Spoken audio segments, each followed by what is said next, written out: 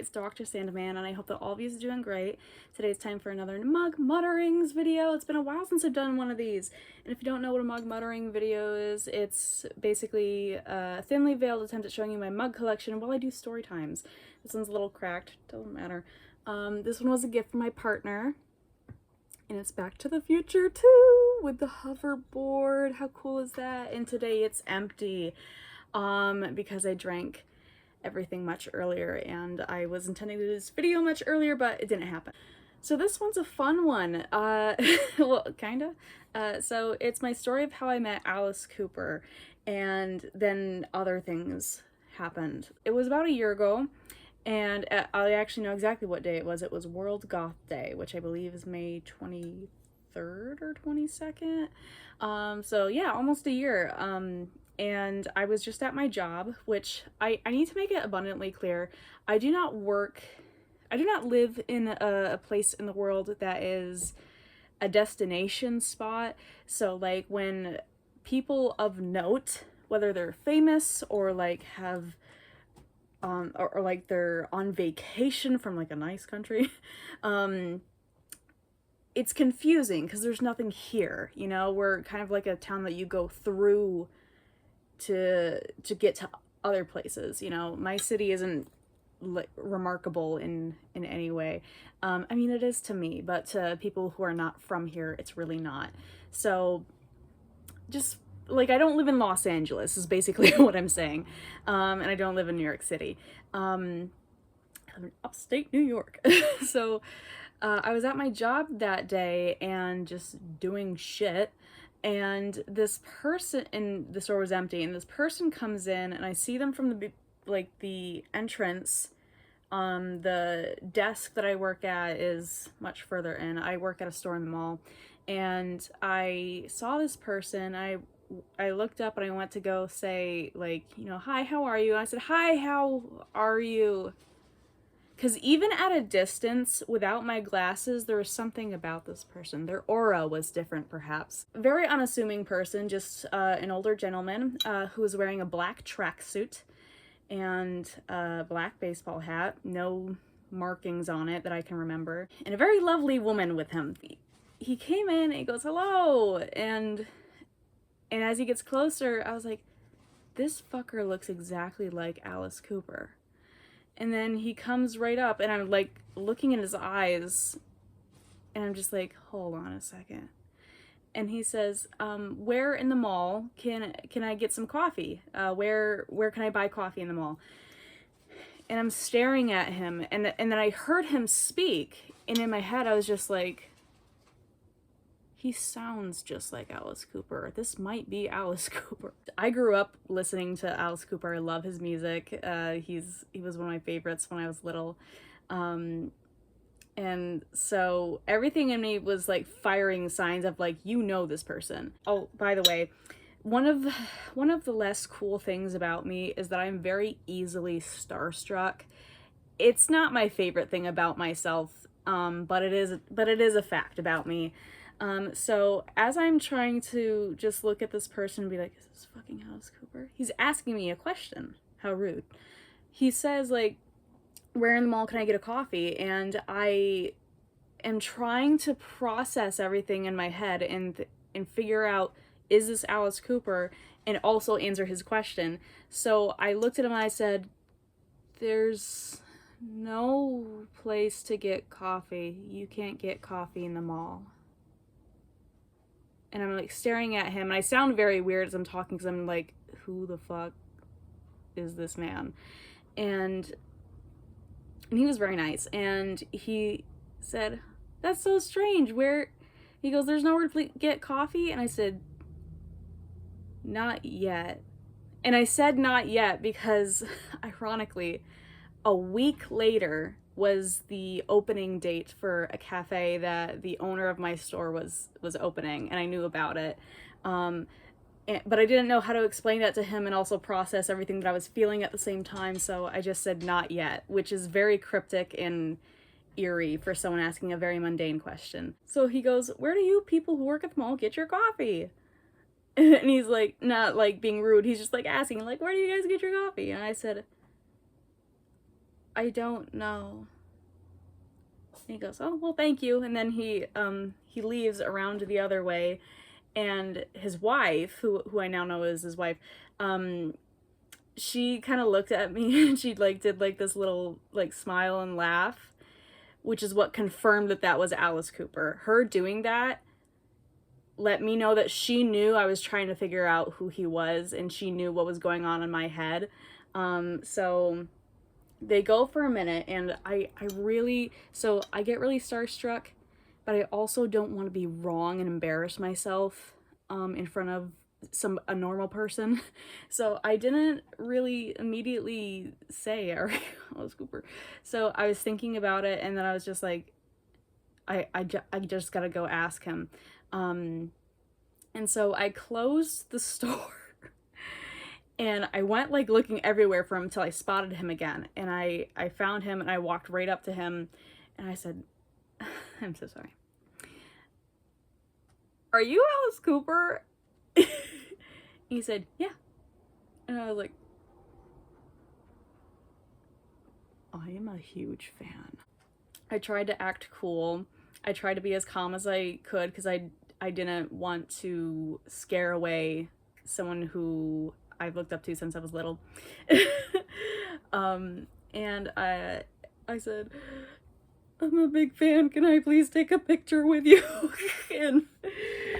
and he was so nice. He goes, yeah, of course. And we take a picture together. And the picture looked so fucking stupid. I looked like a moron in it because in this picture, I'm wearing an Alice in Chains shirt. So without the context of knowing everything leading up to this picture, if you just saw this picture, you would think that looking at it, that I didn't know who he was. You would think that I thought he was Alice, the lead singer of Alice in Chains and not Alice Cooper. It's so stupid. I say like, it's so exciting to meet you. I love your music. And he says, I have a concert tonight in the city. And I said, you do? And he goes, yeah, you need to get out more. And I said, I do. I said, I wish I knew about it. I would have gotten a ticket. And then he said, well, give me your name and I'll put you on the guest list. Thank you, Mr. Cooper. So he goes, yeah, I'll meet you back at your store, and then you just write down your name and hand it to me, and I'll make sure that they get it so that they let you in. And I said, thank you, I love you. And so I went back to my job, and my heart is racing. And so I write down my name, and he comes back, Shirley, and I hand him the thing with my name. I go, here you go. And he goes like, yeah, and you could bring another person if you want. You could have a +1. I said, can I bring my partner? And he goes, yeah, bring your partner. And I was like, okay. And I give him my name, and he goes, there's a lot. That's a cool name. You got a lot of biblical stuff going on with that. It was just foreshadowing. But anyways, it's weird. So I say, thank you so much. He goes, see you at the concert. I'm like, I love you. I didn't say that out loud, but I was like freaking out. And then naturally, I sent the picture to everyone I knew. Including my mom, because I wanted her to rub it in my dad's face, because my dad is a huge 80s rock fan, so he would have been super jealous. So I was like, please rub it in his face. So that's why I sent that to her, and I sent it to all my friends. And that's an important detail for later. And then I called my partner and I asked him if he wanted to go. And I asked him instead of telling him, because he usually doesn't like that kind of music. That's not really his gig. He listens to Vietnam War protest music and sea shanties. So I was like, I don't know. But I told him what the deal was, that I had gotten on the guest list from Alice Cooper himself. And he said, yeah. And he goes, I gotta tell my mom, she's gonna be so jealous. I said, that's crazy, because if you said no, she was gonna be the second person I called to ask if she wanted to go. Later that night, we got dressed up all fancy and we went over to the venue, and the whole way there I was like so confident. I was like, we're on the guest list, we're on the guest list. And so we go over to the the entrance to the booth, and they say, "Do you have your ticket?" And instantly I had imposter syndrome as I said, "We're on the list." Because, you know, you grow up watching these films where people get to the booth or get to the bouncer or whoever, and they're like, "Do you have a ticket?" And then they're like, "We're on the list." And now I have that moment in my life where I'm just like, I'm on the list. And I've only ever seen those scenes end in the people getting kicked out or like not allowed entrance. So I was just like, oh God. But they gave us the tickets. And Mr. Cooper himself, he pulled through because he gave us really good seats, dead center in like the third row. So thank you, Alice Cooper. I love you. He's so cool. And we had a great time at the concert. It was so fun. It was very theatrical, as all his shows are. And even my partner David had a really good time. He enjoyed it a lot, which surprised me because he doesn't like that kind of music typically. Our story takes a turn. So earlier I said I sent a photo of myself and Alice Cooper to several different people, one of which was my mom. And she doesn't have boundaries, so she posted it on Facebook. I am not on Facebook, so I didn't know that she had done that. But everyone that she knows naturally is on Facebook, so everyone that she knows saw it.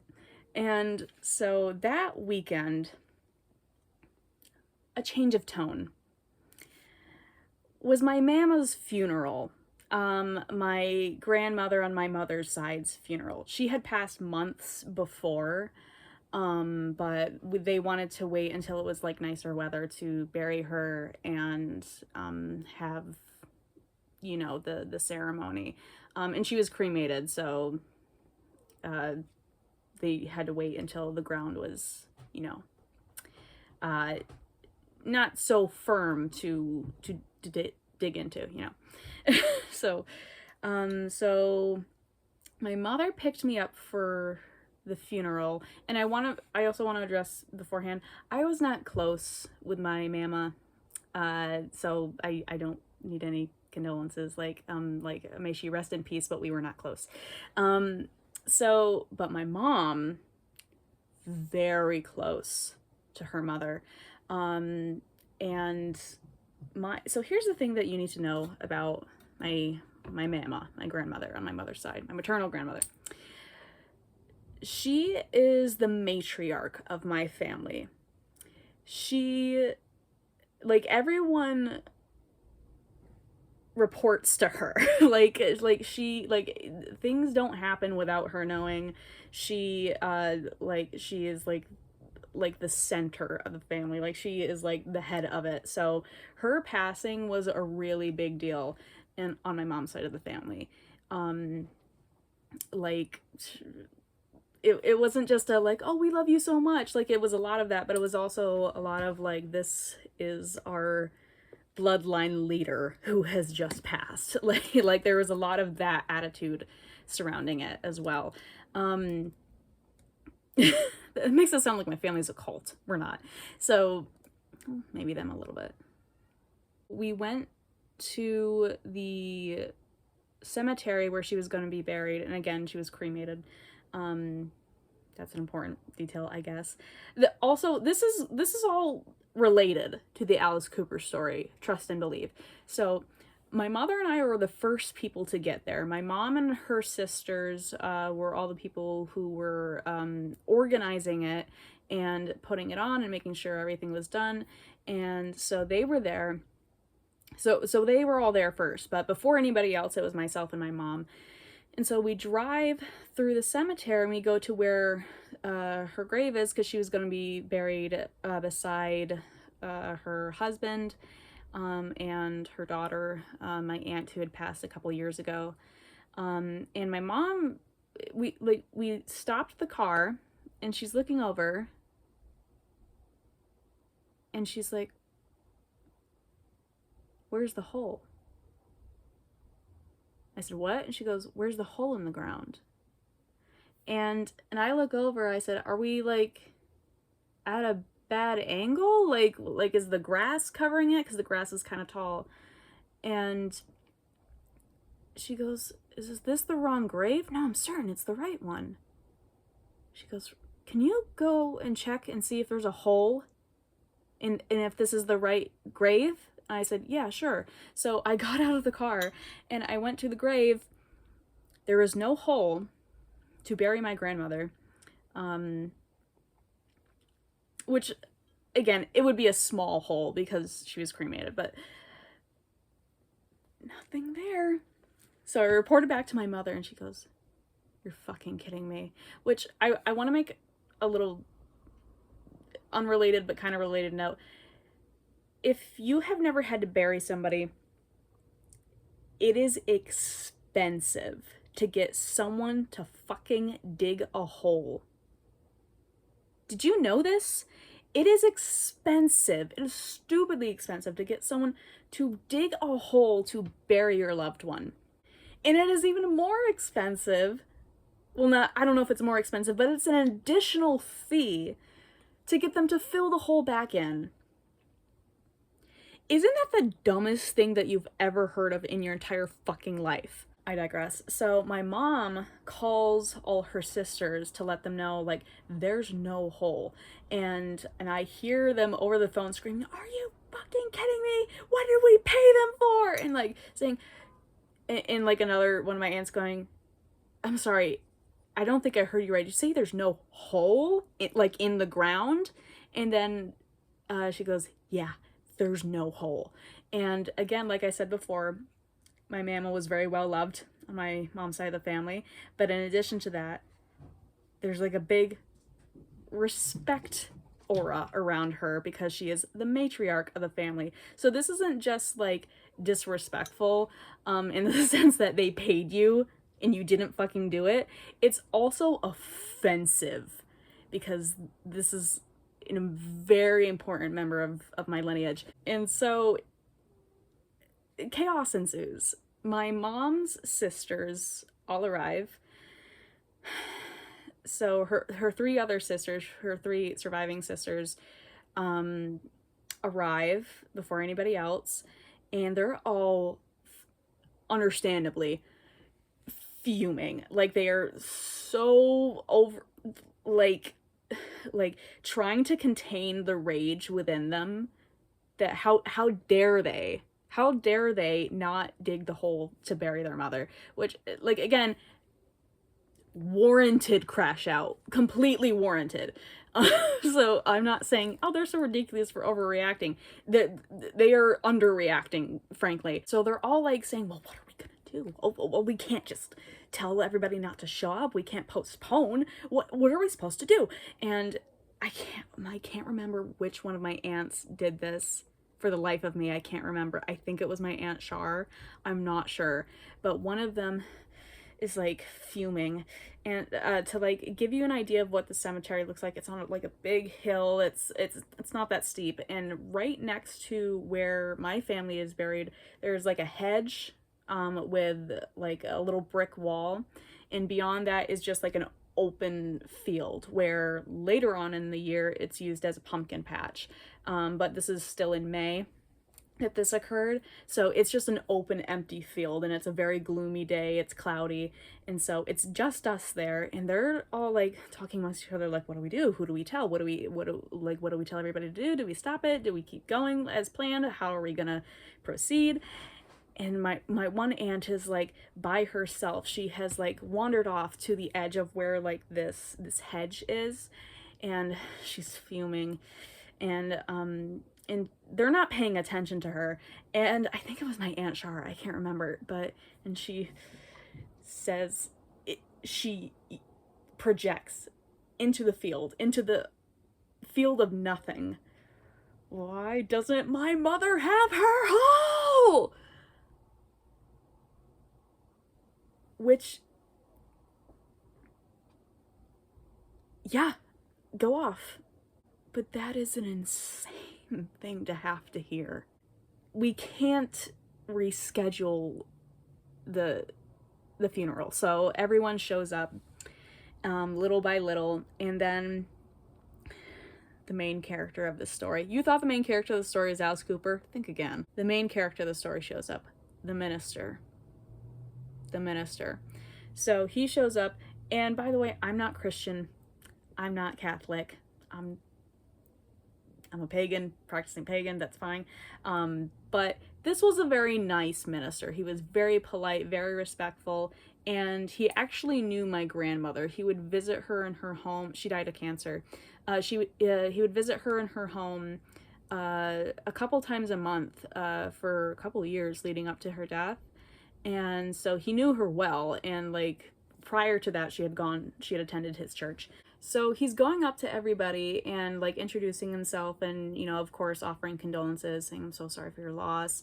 And he's like retaining everyone's name, because again, this guy knows who all of us are because he spent a lot of time with my mama. So like whenever he would go over and visit her and they would read the Bible together, whenever they were talking about other things, she would say, oh, this is a picture of my daughter and this is like her son. And like, so he's meeting everyone and saying, you're this person, right?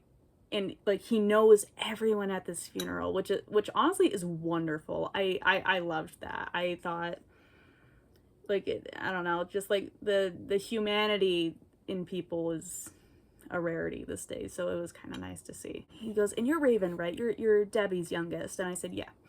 And he goes, and I'm so sorry for your loss. I said, thank you. And he goes, and he's like, we're just making idle chit chat. And then it's time for the eulogy to start. So again, there's a lot of people at this funeral. And so we gather around, also he has been made aware of the situation. So we gather around the headstone where she was supposed to be buried.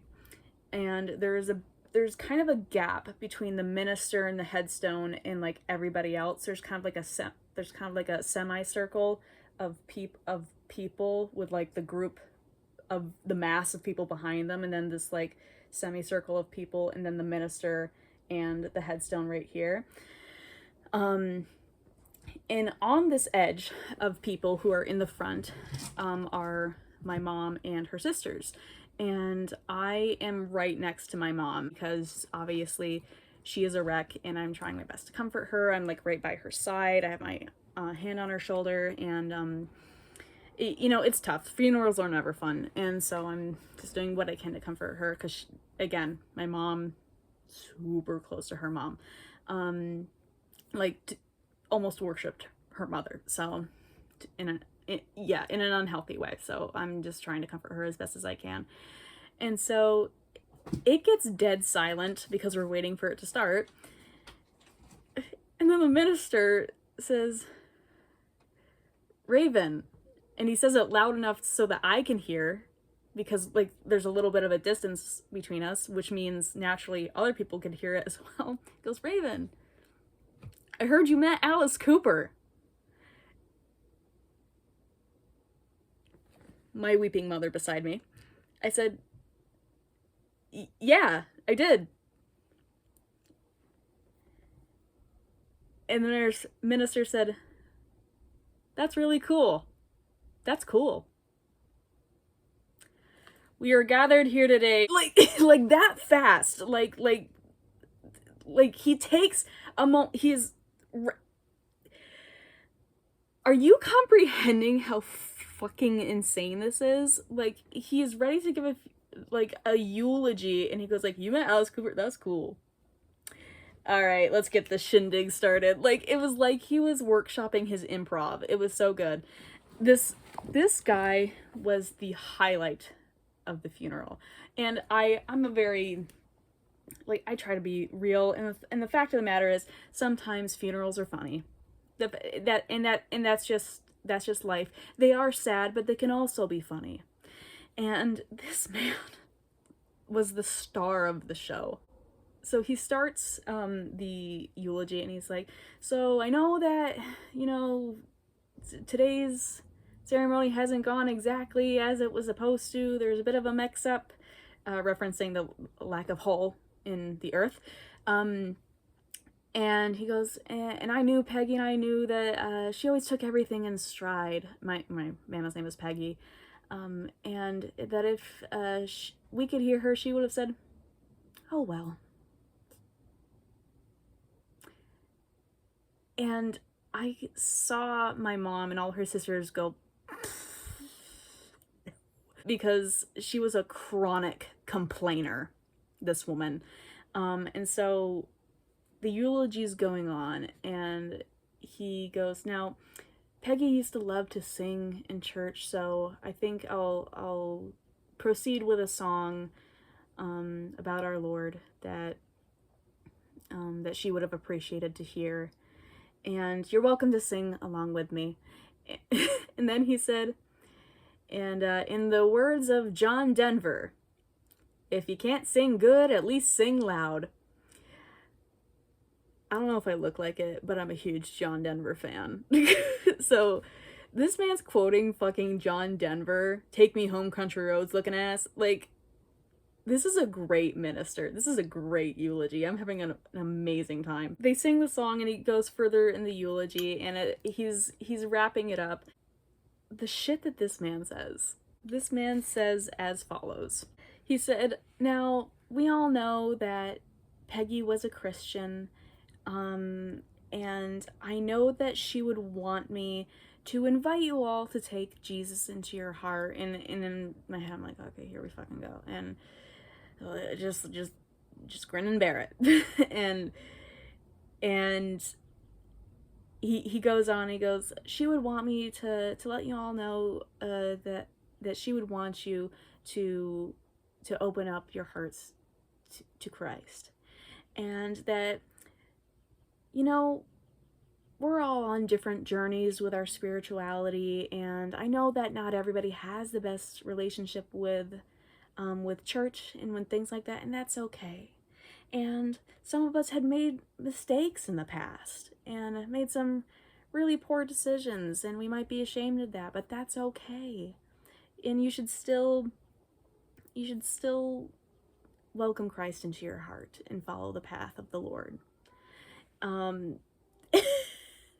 Because Jesus loves us all the same. And then he says, "For example, I have it on good authority that Alice Cooper in recent years has converted back to Christianity." Fucking what? And he says, "And if you remember some of the things that he would sing about and the things that he would do on stage, that might shock you. But that just proves that even Alice Cooper is loved and forgiven by Jesus."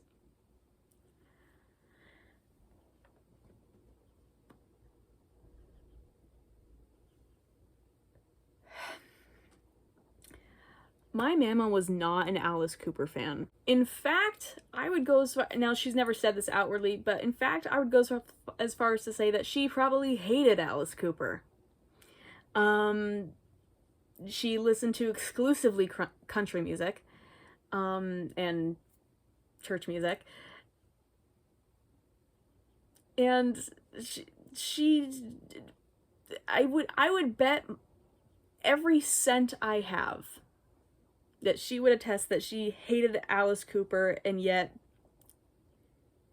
here we are with Alice Cooper getting a shout out at her funeral, and there is no hole dug. My weeping mother's beside me.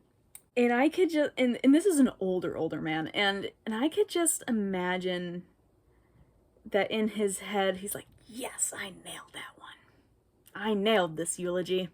I did a great job." Like, I just know that in his heart of hearts, in his mind, he is patting himself on the back, thinking, "I converted one. And I did a great job. I sent off this woman into the arms of the Lord. And I think I made it pretty entertaining on the way." And you know what?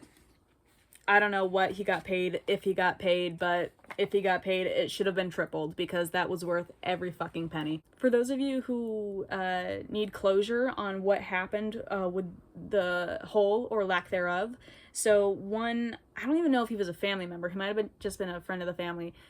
Prior to the ceremony, he was so enraged, again, matriarch, he was so enraged that He said, "I'll dig the hole myself." And he did. After everyone had left to go to the get-together, he dug the hole himself. And it is important information to let you know that he did have a shovel in his car. He didn't know upon arriving that there was no hole dug. He just had a shovel in his car. And that was part of his profession, was digging graves. So we found the right man for the job. For those of you who needed closure on that. So thank you so much for watching. I hope that you enjoyed. Hope you liked my mug. And you know what? I don't know what fucking else to say. This is the weirdest fucking story I have. I met Alice Cooper, and then he got a shout out at my grandmother's funeral days later. So yeah. Thanks for watching. Give this video a thumbs up if you liked it. Subscribe for more videos. I hate doing this. I hate doing the outro of my videos. Anyways, I love you. Bye.